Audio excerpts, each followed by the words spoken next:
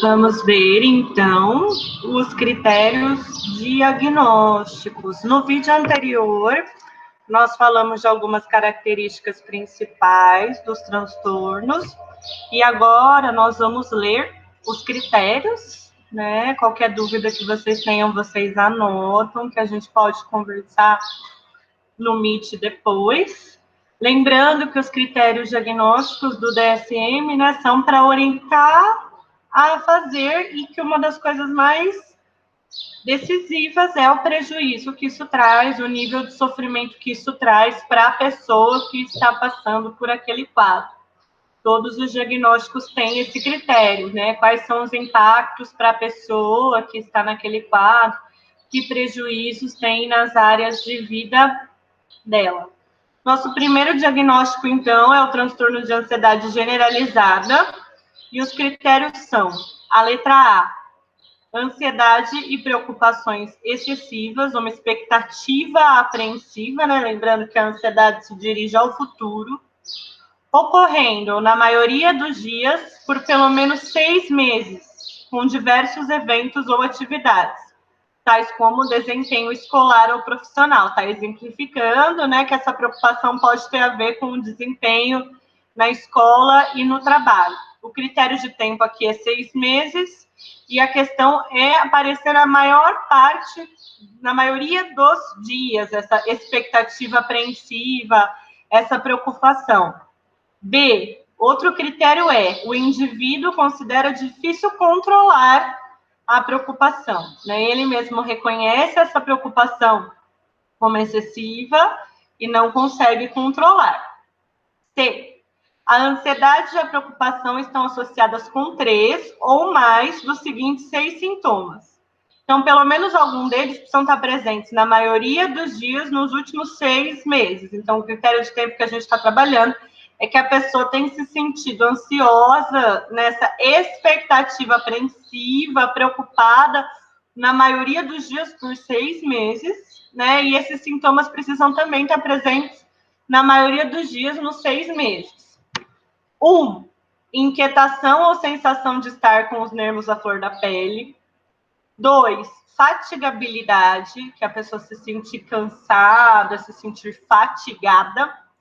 Dificuldade em concentrar-se ou sensações de branco na mente. Irritabilidade, tensão muscular, perturbação do sono. Dificuldade em conciliar ou manter o sono, sono insatisfatório e inquieto. Então, precisam ser 3 desses 6, pelo menos 3.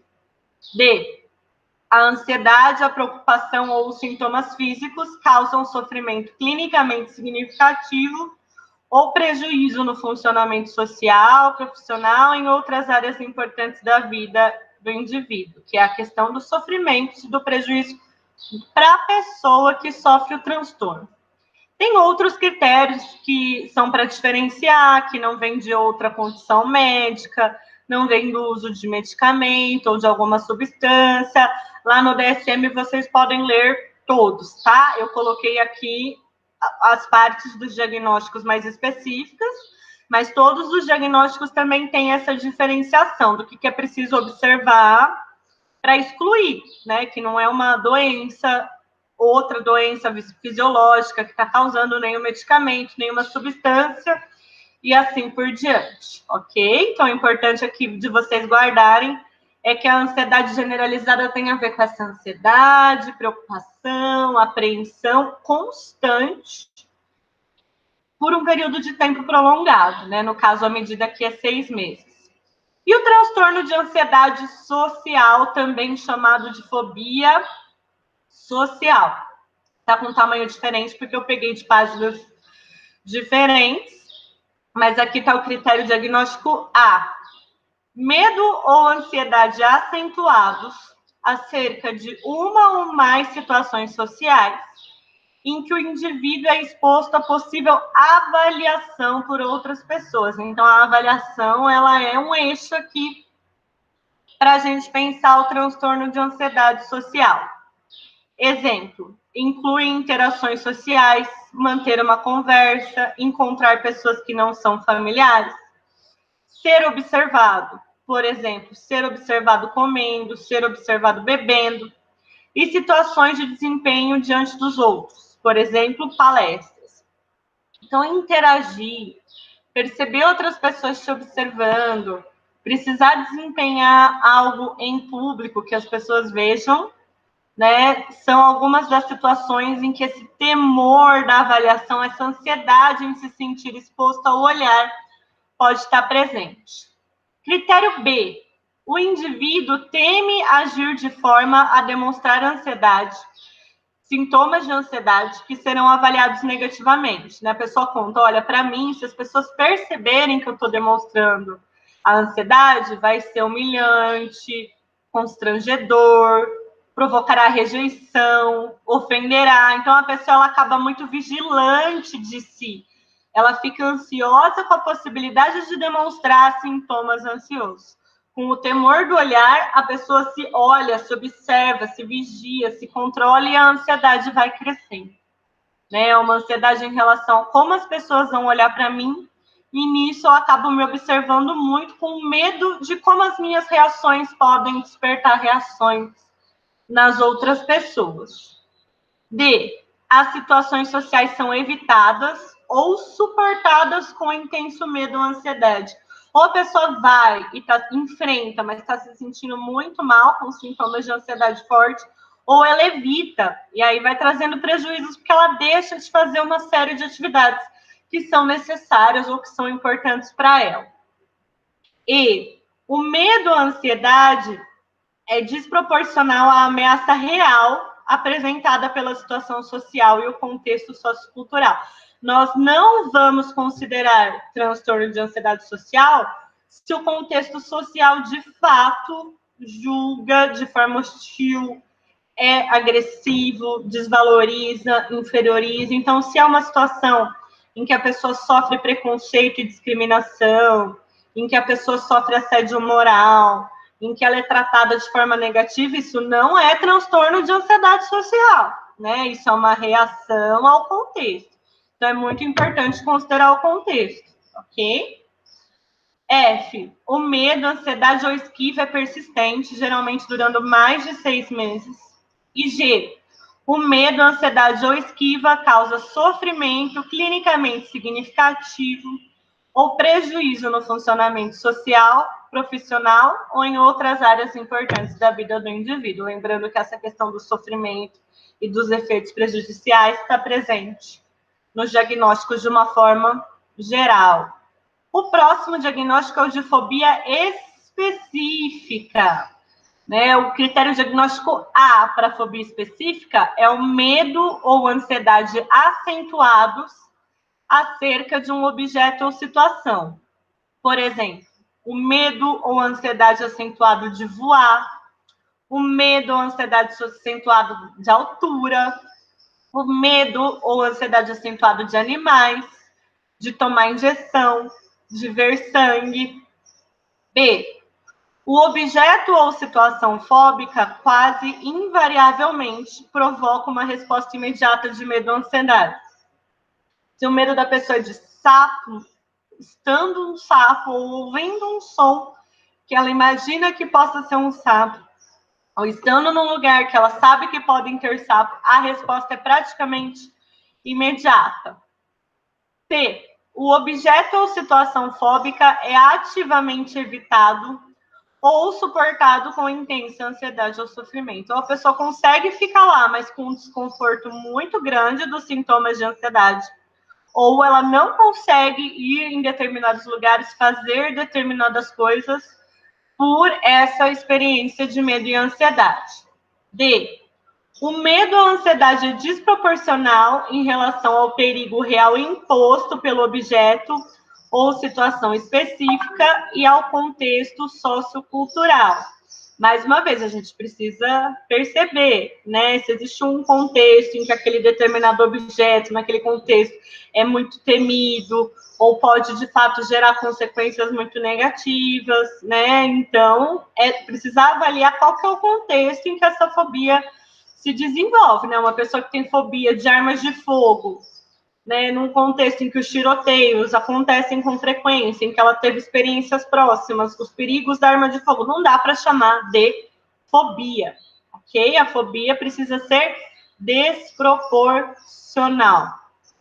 E o medo, ansiedade ou esquiva é persistente, geralmente com duração mínima de 6 meses. E F, que é o critério que a gente sempre vê, né?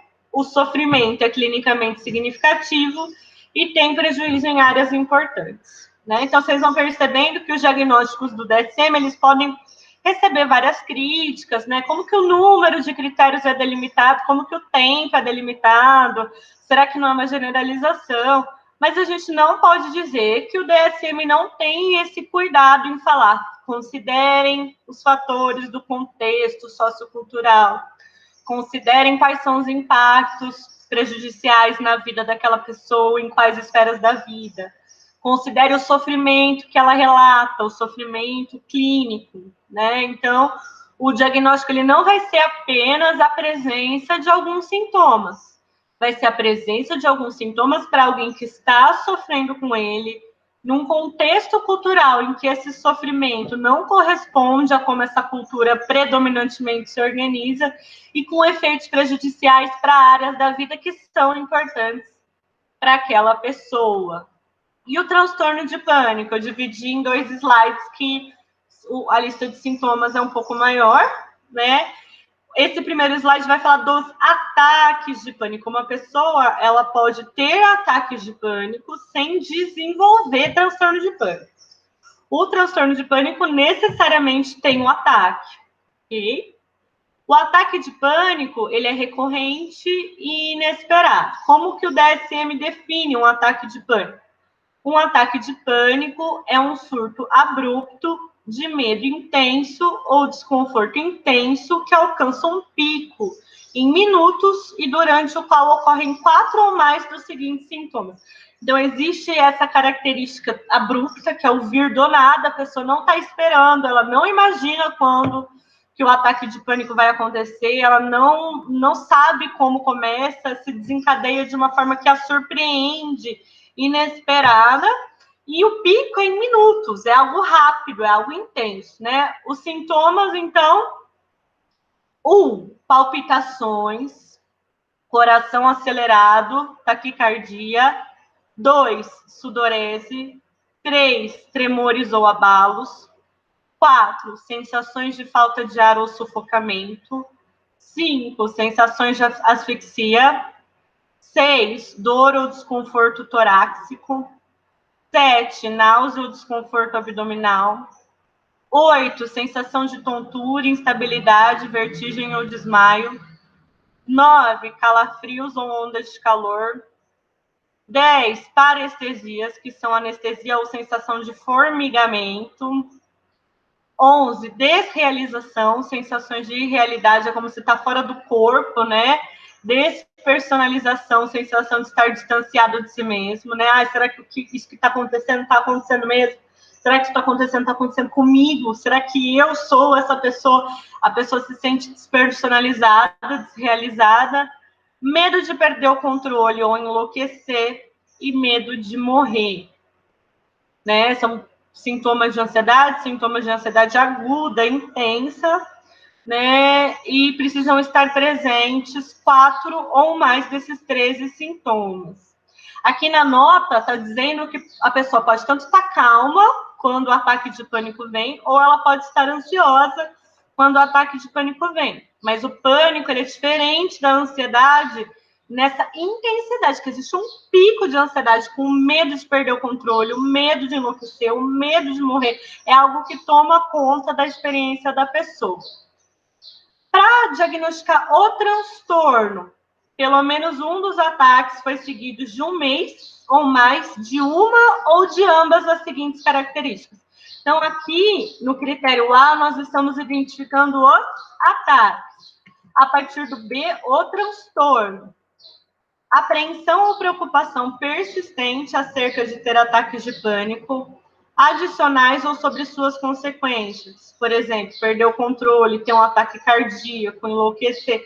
Então, a pessoa ela acaba, por ter vivido um ou mais ataques, desenvolvendo essa apreensão ou preocupação do que pode vir a acontecer. A ansiedade vem com medo de que aquele pico de ansiedade intensa retorne. 2, uma mudança desadaptativa significativa no comportamento relacionado aos ataques. Por exemplo, comportamentos que têm por finalidade evitar ter ataques de pânico, como a esquiva de exercícios ou situações desconhecidas. Então, a pessoa deixa de fazer coisas, deixa de ir a lugares, deixa de desempenhar atividades que são necessárias, que são importantes na vida dela, com medo de que um ataque de pânico aconteça ali. A pessoa, ela precisa ir trabalhar, mas ela deixa de fazer um caminho, deixa de pegar um transporte, deixa de usar um determinado uniforme, porque ela associa a possibilidade de ter um novo ataque. C, a perturbação não é consequência dos efeitos psicológicos de uma substância, lembrando que esse critério está nos demais também, ou outra condição médica, também está nos demais, Qualquer um desses diagnósticos de ansiedade que vocês lerem, precisa verificar se não tem a ver com o uso de algum medicamento, de alguma substância ou alguma condição médica. D, a perturbação não é mais bem explicada por outro transtorno mental. Essa questão do diagnóstico diferencial também, quem quiser ler lá no DSM vai ver nos demais. Aqui dá para a gente ver no exemplo do pânico. Exemplo. Os ataques de pânico não ocorrem apenas em situações sociais temidas, como no transtorno de ansiedade social, então não tem a ver apenas com o temor do olhar e da avaliação e do julgamento de outras pessoas, diagnóstico diferencial com o transtorno de ansiedade social. Em respostas a objetos ou situações fóbicas circunscritas, como na fobia específica, diagnóstico diferencial com a fobia específica. Em resposta a obsessões, como no transtorno obsessivo-compulsivo, que nós veremos mais adiante, ou em respostas à evocação de eventos traumáticos, como no transtorno de estresse pós-traumático, ou em resposta à separação de figuras de apego, como no transtorno de ansiedade de separação. Então, existe aí, eu coloquei como exemplos, outros diagnósticos também tem, o diagnóstico diferencial. Não será ataque do pânico, não será transtorno do pânico se for tananã, ok? A agorafobia, lembrando da ágora, que vem de espaços públicos. Como que eu vou identificar que tem agorafobia? Lembrando que uma pessoa com transtorno de pânico pode desencadear a agorafobia, e a agorafobia pode ser uma condição independente, ok? Critério A, medo ou ansiedade marcante acerca de 2 ou mais das 5 seguintes situações. 1, uso de transporte público, por exemplo, automóveis, ônibus, trens, navios, aviões. 2, permanecer em espaços abertos, por exemplo, áreas de estacionamento, mercados, pontes. 3, permanecer em locais fechados, por exemplo, lojas, teatros, cinemas. 4, permanecer em uma fila ou ficar em meio a uma multidão. 5, sair de casa sozinho. Então, são situações marcantes com características específicas que a pessoa desenvolve essa ansiedade intensa, chamada de agorafobia. Critério B, o indivíduo tem medo ou evita essas situações devido a pensamentos de que pode ser difícil escapar ou de que o auxílio pode não estar disponível, no caso de desenvolver sintomas do tipo pânico e outros sintomas incapacitantes ou constrangedores. Por exemplo, medo de cair nos idosos, medo de incontinência. C. As situações agorafóbicas quase sempre provocam medo e ansiedade. É frequente, é difícil a pessoa não sentir ansiedade naquela situação. D. As situações agorafóbicas são ativamente evitadas, requerem a presença de uma companhia ou são suportadas com intenso medo ou ansiedade. É muito difícil para a pessoa, por exemplo, estar em um espaço público. Quando ela vai, ela consegue e se sente muito mal, ou ela evita. Ou, às vezes, ela vai conseguir fazer desde que ela esteja na companhia de alguém. Porque tem essa ideia de que a qualquer momento algo ruim pode acontecer. O medo ou ansiedade é desproporcional ao perigo real apresentado pelas situações agorafóbicas e ao contexto sociocultural. Né? A situação do tiroteio, por exemplo, é um exemplo. Se ela está num lugar em que tiveram tiroteios na última semana e tem a chance de ter tiroteio novamente porque existem facções brigando com a polícia, não é agorafobia, né? É uma reação diante do risco de estar em meio a tiroteios. F. O medo, ansiedade ou esquiva é persistente, geralmente durando mais de 6 meses. G. O medo, ansiedade ou esquiva causa sofrimento clinicamente significativo ou prejuízo no funcionamento social, profissional ou em outras áreas importantes. E H. Sobre as condições médicas. Ok? Esses são os diagnósticos que nós vimos. Podem anotar as dúvidas que a gente pode conversar no Meet sobre elas.